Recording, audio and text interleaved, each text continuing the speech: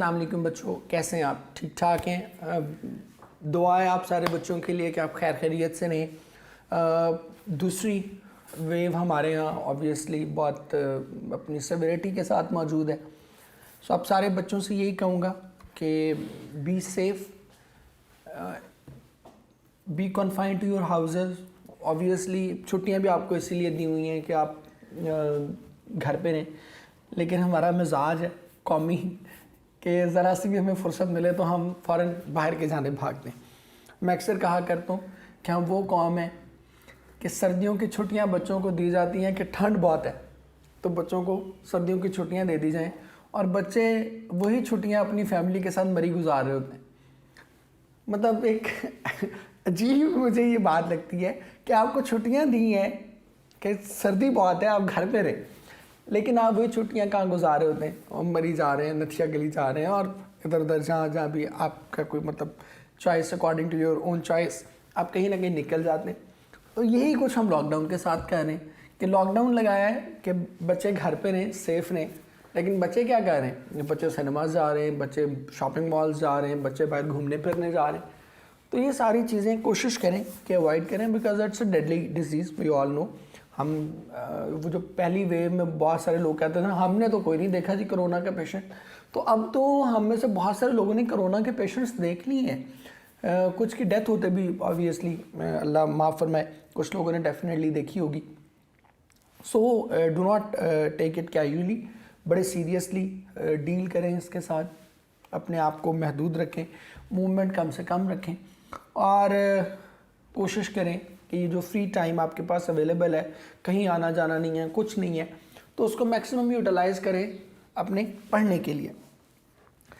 आज हम स्टार्ट क्या कर रहे हैं, कंटिन्यू कर रहे हैं अपना चैप्टर 11 ही। उसमें वो उसको बता देते हैं कि रैंक इनसबऑर्डिनेशन की एग्जांपल भी दे देता है कि मैंने लैटिन लैंग्वेज का नया लहजा मुतारिफ़ करवाया था, लेकिन तुमने उस पर अभी तक कोई अमल नहीं किया। तो यहाँ से ऑनवर्ड चिप्स का रिप्लाई हम पढ़ेंगे। At last chips had something tangible that he could tackle. Tangible कहते हैं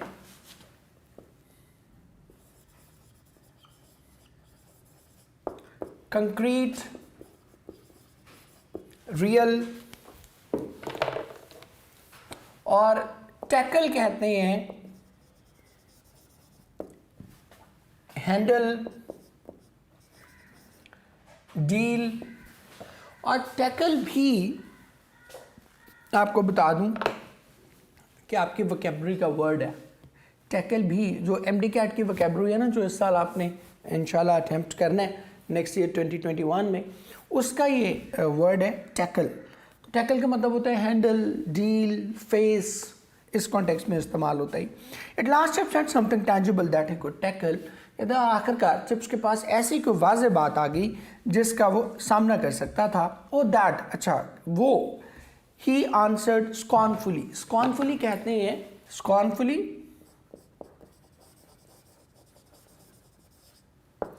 हेटफुली, काबिल नफरत अंदाज में। कहता हो दैट, कहता अच्छा वो, उसने इंतहाई नफरत अंगेज लहजे में जवाब दिया। Well I admit that I do not agree with the new pronunciation. कहते कि हाँ, मैं तो इस बात को मानता हूँ कि मैं नए लहजे से इत्तफाक नहीं करता। आई नेवर डिड, मैंने कभी इससे इत्तफाक नहीं किया। A lot of nonsense in my opinion, मेरे ख्याल में तो ये बड़ी ही अहमकाना बात है। अब ये चिप्स का कैलिबर, स्टेचर उसका आपको शो यहीं से होना शुरू हो जाएगा कि एक वो चिप्स था जिसको अपनी नौकरी बचाने के लाले पड़े हुए थे। वो चिप्स था कि जो समझता था कि उसे कभी तरक्की नहीं मिलेगी। एक वो चिप्स था जो कहता था कि उसके जो कह लें कि क्रेडेंशियल्स हैं, उसके जो एजुकेशन है, वो कोई डिग्री उसकी कोई सेटिस्फैक्ट्री नहीं है।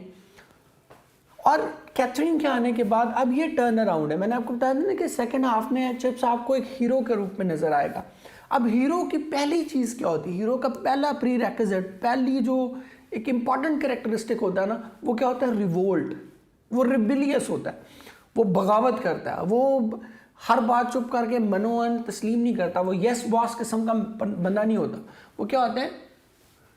जो बात गलत लगती है उसके खिलाफ डट के खड़ा हो जाने वाला होता है, उसको अपोज करता है, किसी भी तरह से वो सर झुका के हर बात को तस्लीम नहीं करता। तो अब ये पहला करेक्टरिस्टिक हीरो का आपको नज़र आ रहा है कि चिप्स उसके मुंह पे, रॉल्सन इतना सख्त हेडमास्टर है लेकिन उसके मुंह पे ही कह रहा है कि ये जो तुम बात कर रहे हो ये बड़ी अहमकाना बात है, ये बड़ी फजूल बात है, जिसको हम पंजाबी में कहते हैं चवला मार रहे हैं, ठीक है। तो उसके मुंह पे उसको कह रहा है कि जो तुम बात कर रहे हो that is absolutely a nonsense, ये बिल्कुल फजूल बात है। Making boys say Kikero at school when the rest for the rest of their lives they will say Cicero, कहते हैं कि लड़कों को किकेरो कहने पर मजबूर करना। किकेरो ये एक लैटिन पोएट था, उसका नाम है, ठीक है। सो कहते हैं कि लड़कों को किकेरो कहने पर मजबूर करना, जबकि सारी ज़िंदगी वो बाद में सिसेरो कहते रहेंगे इफ़ दे एवर से इट ऑल, अगर उन्होंने कभी उसे कहा भी। अब ये वो क्या फिनोमेना बयान कर रहा है कि अभी तो तुम कह रहे हो, पहले मतलब ये जो ओल्ड प्रोनाउंसिएशन थी ना उसमें उसको सिसेरो पढ़ते थे और बाद में जो लैटिन लैंग्वेज की नई प्रोनाउंसिएशन आई उसमें किकेरो पढ़ते थे उसको। और ये बिल्कुल वही फिनोमेना है क्योंकि लैटिन लैंग्वेज उस वक्त दम तोड़ रही थी, ख़त्म होती जा रही थी और कुछ नए उसमें वर्ड्स, कुछ नए लहजे एडअप हो रहे थे। तो ये बिल्कुल वही फिनोमेना है जो इंग्लिश के साथ आप देखते हैं। इंग्लिश के साथ आप क्या करते हैं, इंग्लिश के साथ भी दो लहजे हैं, एक ब्रिटिश है और एक अमेरिकन है। वह पहले ब्रिटिशर्स जो थे वो क्या कहते थे ऑफन, अमेरिकन क्या कहते हैं ऑफ्टन। तो ये क्या है, ये दो डिफरेंट लहजे हैं।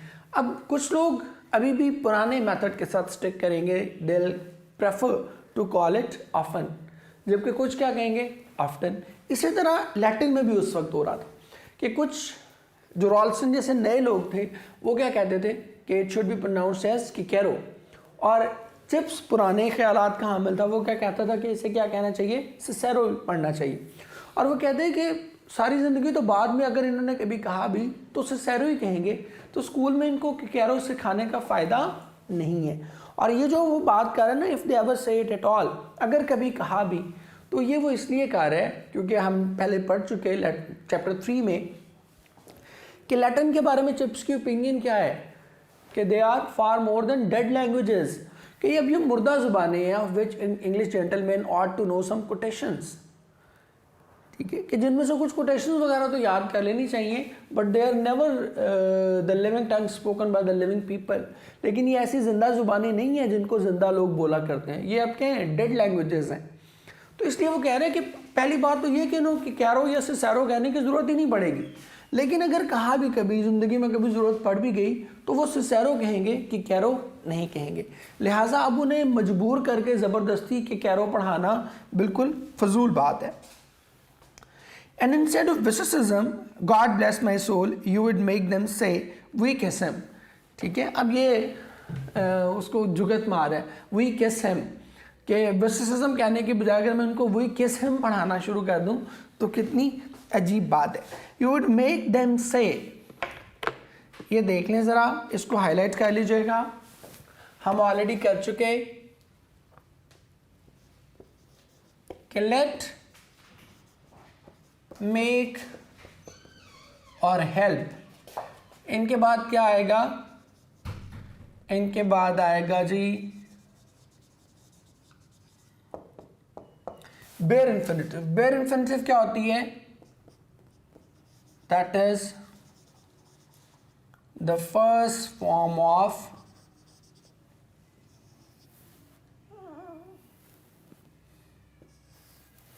मेक देम से कहा है, मेक देम टू से नहीं कहा, ठीक है। तो इसलिए ये क्या होगा, ये बेयर इन्फिनिटिव है क्योंकि मेक के बाद हमने क्या यूज करना है, टू से नहीं करना बल्कि खाली क्या करनी है, first form of verb use करनी है। एंड ही चकल्ड मोमेंटरीली, चकल्ड कहते हैं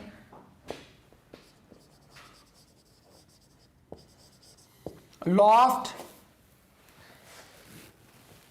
और चलो पहले मैं इसको कंप्लीट कर लूँ। एंड ही चकल्ड मोमेंटरीली, और वो एक लम्हे, और उसने एक लम्हे के लिए कह कहा लगाया, फॉरगेटिंग, इस बात को भुलाकर that he was in Ralston study and not in his own friendly room, कहते और वो इस बात को भी भूल गया कि वो रॉल्सन के मुतालिया गाह में बैठा है, ना कि अपने बेडरूम में।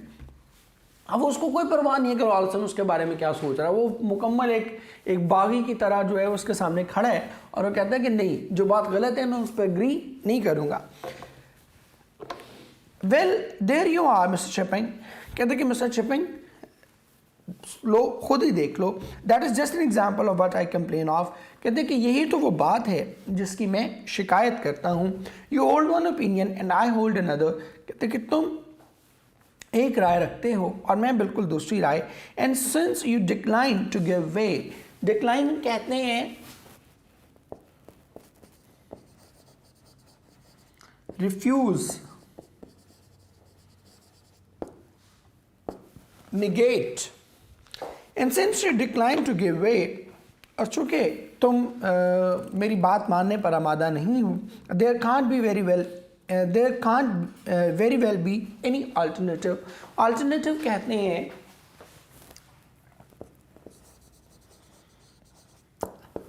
choice. There can't very well be any alternative. तो इसके अलावा मेरे पास और कोई रास्ता नहीं बचता। I aim to make Brookfield a thoroughly up to date school.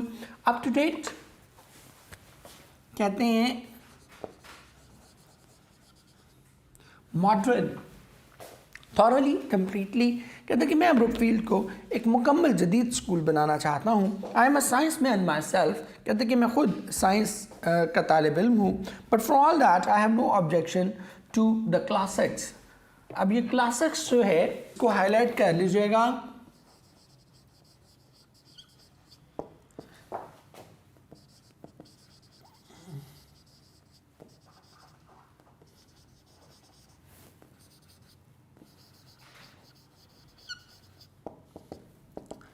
ये क्लासिक्स ही पढ़ा जो है उसको पढ़ा जाएगा, ये क्लासिक नहीं होगा कभी भी। क्लासिक और चीज़ है।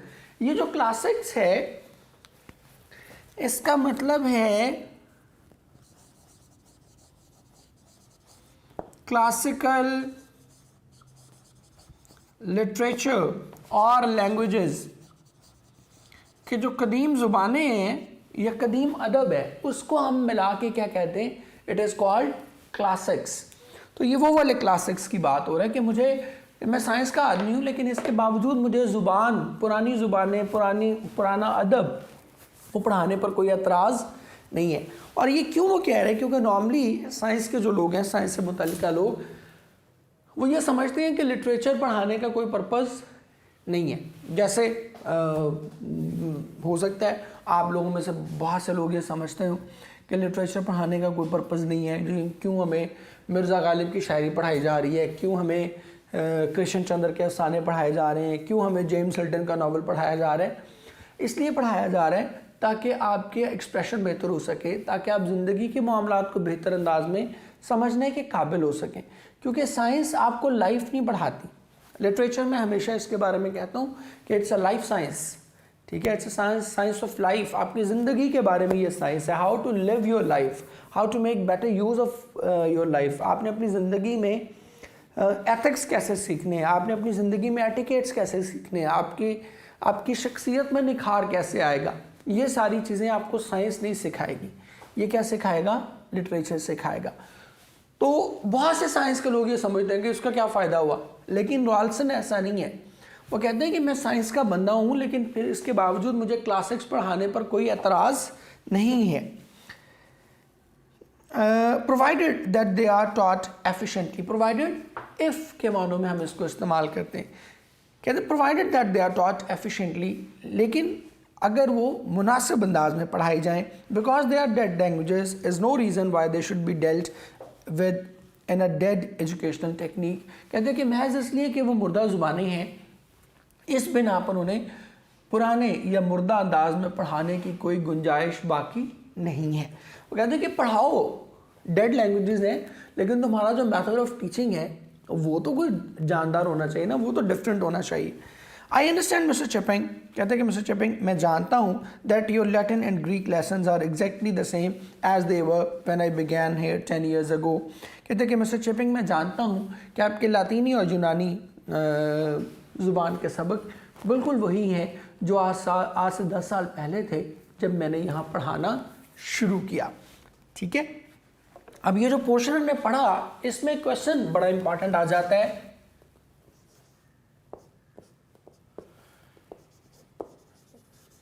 कि what was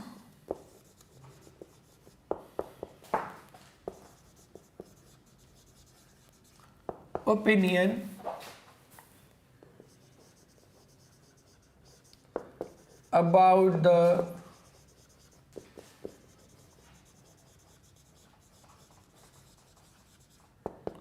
about the new pronunciation of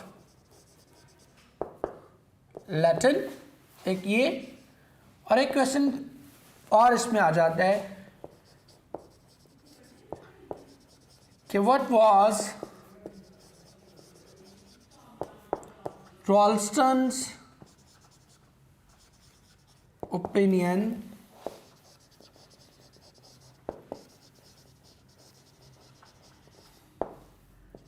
about teaching classics। इसके बारे में, क्लासिक्स के बारे में रॉल्सन की अपनी ओपिनियन क्या थी? Chips answer slowly and with pride, कहते कि चिप्स ने आहिस्ता से मगर फ़ख्रिया अंदाज में कहा, for that matter they are the same as when your predecessor mister Meldrum came here. Predecessor कहते हैं, मैं इधर लिख देता हूँ,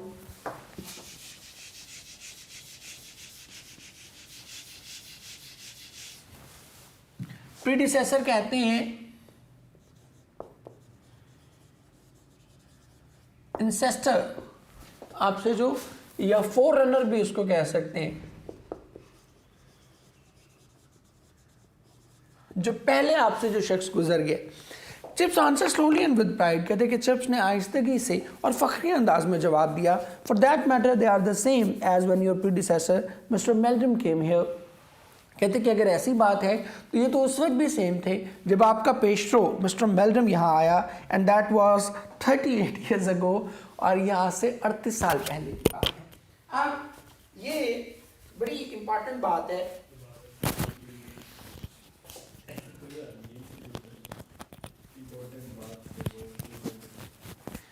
और अब ये बड़ी इंपॉर्टेंट बात है कि वो उसको 10 साल का ताना दे रहा है, ठीक है, कि 10 साल पहले सेम थे, और वो उस पर शर्मिंदा नहीं हो रहा। वो क्या कह रहा है, कहता हाँ ये बात है, ये तो 10 साल नहीं, ये तो 38 साल से सेम यही चलते आ रहे हैं। मतलब वो उसको उल्टा उसकी बात को फील करने के, उल्टा उसी की बात को जुगत बना के, जोक करके उसी के मुंह पे मारे है। कहते तुम 10 साल की बात कर रहे हो, ओ भाई मेरे ये तो 38 साल से यही चल रहे हैं, तो मैं ऐसे ही पढ़ा रहा हूँ। We began here Mr. Meldrum and I in 1870। कहते हैं कि मैंने और मिस्टर मेल्ड्रम ने 1870 में इकट्ठे ब्रुकफील्ड में नौकरी शुरू की। अब इस पे अक्सर क्वेश्चन आ जाता है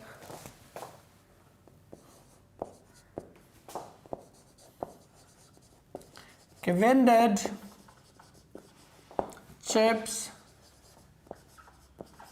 and Meldrum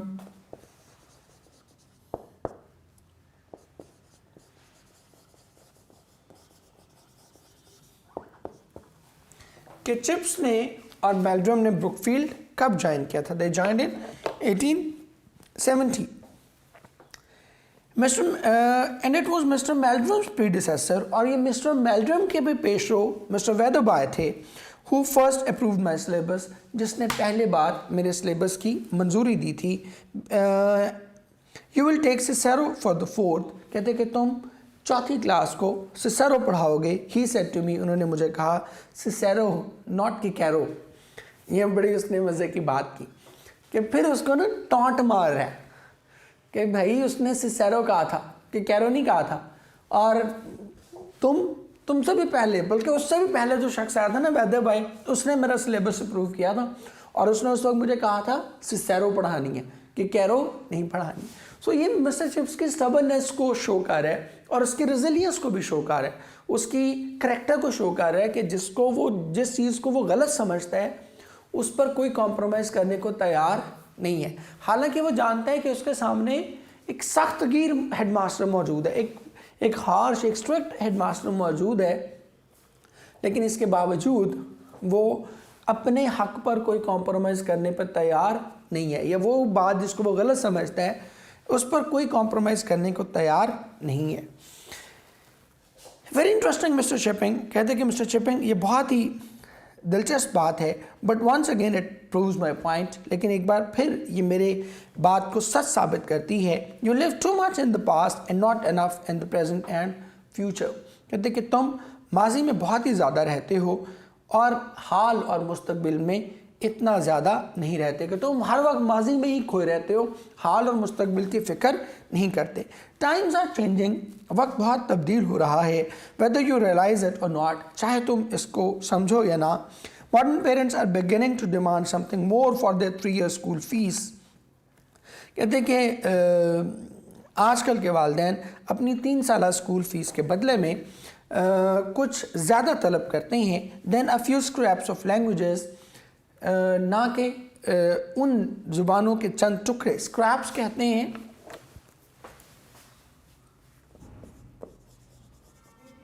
पीसेस, चंक्स।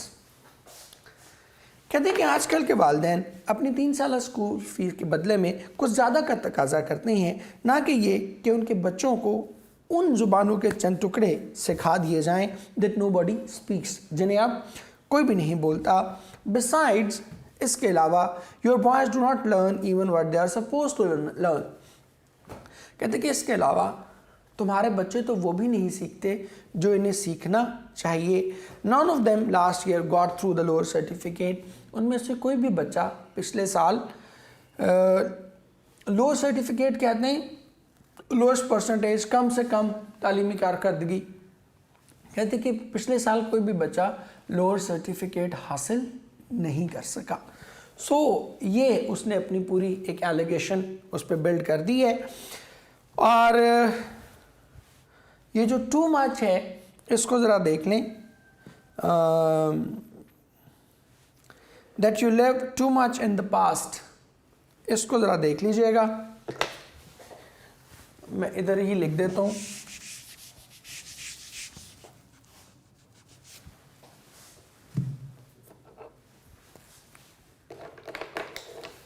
दो वर्ड्स हैं जी, टू मच और मच टू। टू मच आप यूज करते हैं नाउन के साथ और वर्ब के साथ, और मच टू यूज करते हैं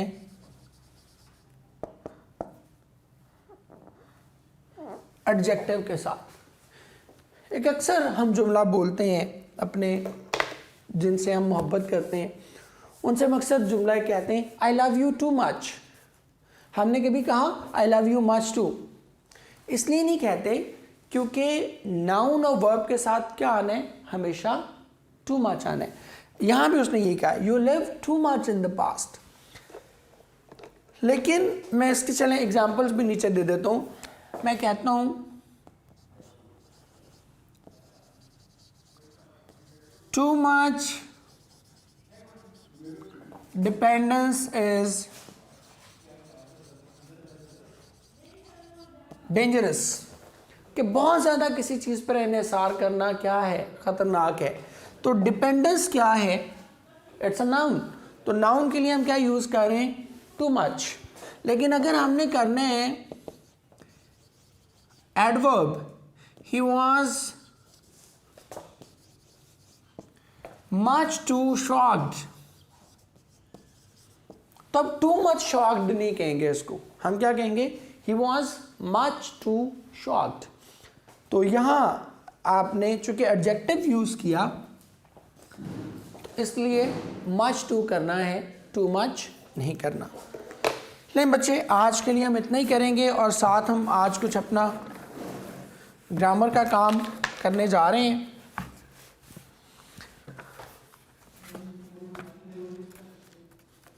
आपके जो इडियम्स हैं उसको देखेंगे थोड़ा सा, ताकि ज़रा चीज़ें हमारे लिए आसान हो जाएं। और इडियम्स पढ़ाते हुए हमेशा मेरी कोशिश होती है कि उसके पीछे हर ईडियम बेसिकली एक कहानी होती है, उसके अंदर किसी वजह से वो इवॉल्व होता है ईडियम। तो कोशिश करूँगा कि हर ईडियम के साथ उससे जुड़ी कहानी भी आपको बता सकूँ, उसके रीज़न भी बता दूँ कि ये ईडियम इस तरह से क्यों इवॉल्व हुआ, इसको ऐसे क्यों कहते हैं। ठीक है, तो पहला हम कह रहे हैं and in smoke. And in smoke कहते हैं ज़ाया हो जाने को। अब देखिए कोई चीज़ अगर एंड पे बस धुआं बन जाए, उसका जल के राख हो जाएगी तो फिर ही उसका धुआं बनेगा ना। तो जिस चीज़ का धुआं बन जाए वो क्या हुई, वो हवा में तहलील होगी, बिल्कुल हवा में मिक्सअप होगी, उसका कोई नामो निशान भी बाकी नहीं बचा। तो इसी तरह कोई भी चीज़ जो मुकम्मल तौर पर ज़ाया हो जाए उसको हम क्या कहते हैं, and in smoke. All his efforts ended in smoke, कि उसकी तमाम तर चीज़ें ज़ाया हो गई। एवरी इंच, मुकम्मल तौर पर एक एक चीज़, ईची बीची जिसको हम कहते हैं ना, निटी ग्रिटी, छोटी से छोटी चीज़ भी। तो एवरी इंच, एक एक पीस, एक एक इंच, मुकम्मल तौर पर। His expertise in legal matters affirms that he is every inch a professional, कि वो अपनी उसकी जो एक्सपर्टीज़ है उससे पता चल रहा है कि वो मुकम्मल तौर पर एक प्रोफेशनल है।